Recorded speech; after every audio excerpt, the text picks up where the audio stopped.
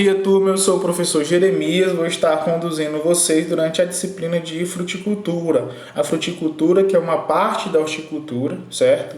Ao contrário do que a maioria das pessoas pensam, a horticultura não é apenas aquele ramo da agricultura destinado à produção de hortaliças, certo? Mas também, além das hortaliças, é destinado à produção de frutos, destinado à produção de plantas ornamentais, plantas ornamentais, né, plantas de vaso, enfim, e plantas medicinais, certo?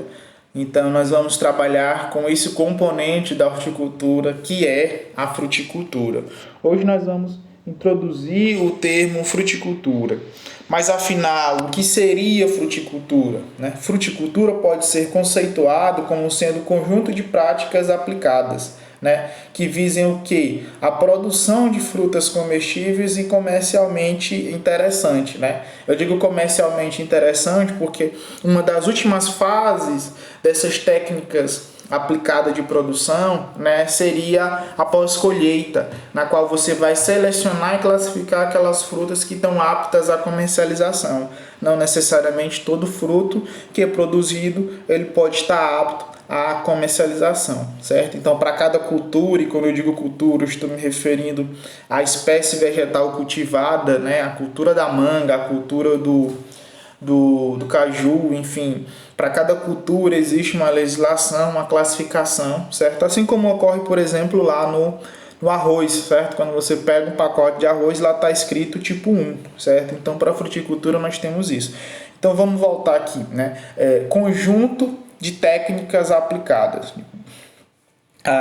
Essas práticas, elas vão desde a seleção de um material propagativo, certo? A gente vai ver ao longo das culturas que a gente busca padronizar os frutos com relação aos seus aspectos interessantes, que seriam, por exemplo, quando eu digo aspectos interessantes, eu estou me referindo a aspectos organolépticos, né?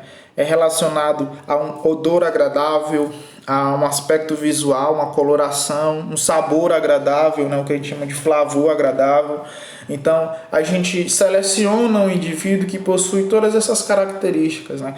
Eu acredito que em algum momento você já deve ter provado de algum fruto e tenha dito, olha, este fruto ele é bem mais doce do que os outros, ele é bem mais bonito do que os outros. Então, dentro da fruticultura, né, uma das primeiras etapas da fruticultura é você reconhecer esse indivíduo e multiplicar esse material através de clones ou através da enxertia, que não deixa de ser uma espécie de clone.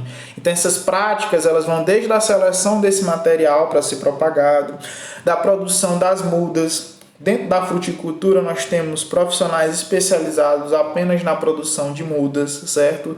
Do transplantio dessa muda para o campo, que é uma etapa importante, porque você vai trazê-la do ambiente de um viveiro, onde todas as condições são controladas, como temperatura, sombreamento, umidade, nutrição, e vai colocar ela num ambiente onde você já não tem tanto controle sobre esses fatores, né? Passando também por manejos gerais, então nós vamos ver os tipos de podas, as vantagens de se fazer uma poda, a adubação, certo? Associado com a disciplina de fertilidade, certo?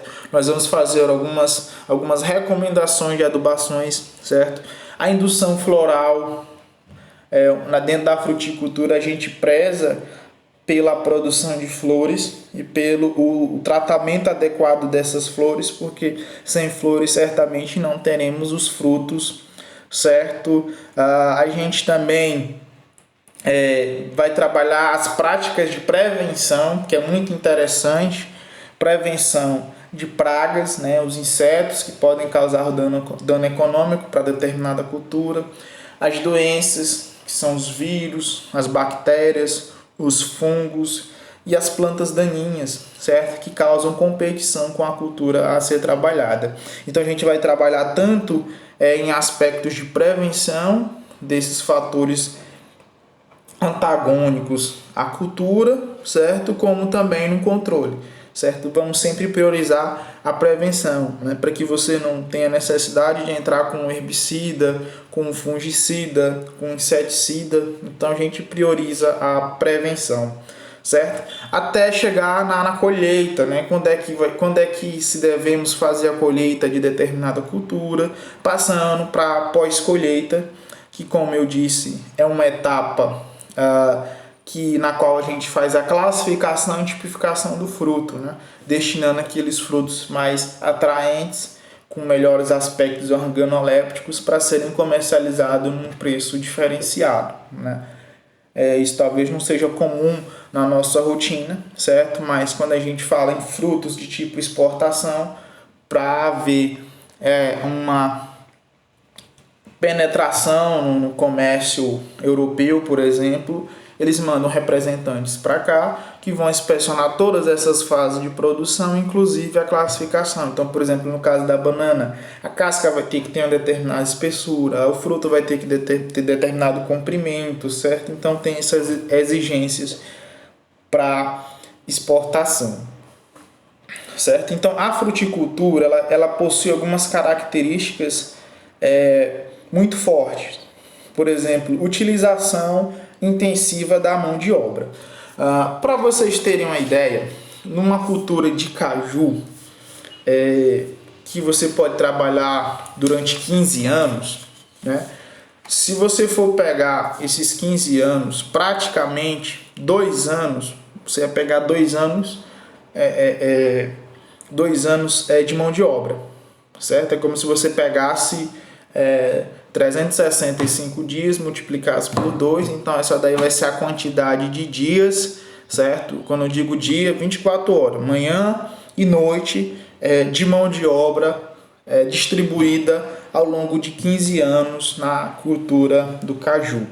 Olha que essa não é nem das culturas que se demanda maior mão de obra. Basicamente, a mão de obra do caju é no período da colheita, principalmente se o fruto for de mesa, que você faz a colheita ali manual, enfim. Mas existem outras culturas que demandam uma quantidade enorme de mão de obra. Por exemplo, o maracujá, para fazer no período de floração, para você fazer a polinização, se faz a polinização manual, né? Então tem colegas que no período de polinização eles estão com 15, 20 trabalhadores no campo para trabalhar numa área de 1/4 de 1 hectare, né? Uma área relativamente pequena. Agora, quando você compara isso, por exemplo, com a produção de grãos, na minha graduação eu estava estagiando numa fazenda que possuía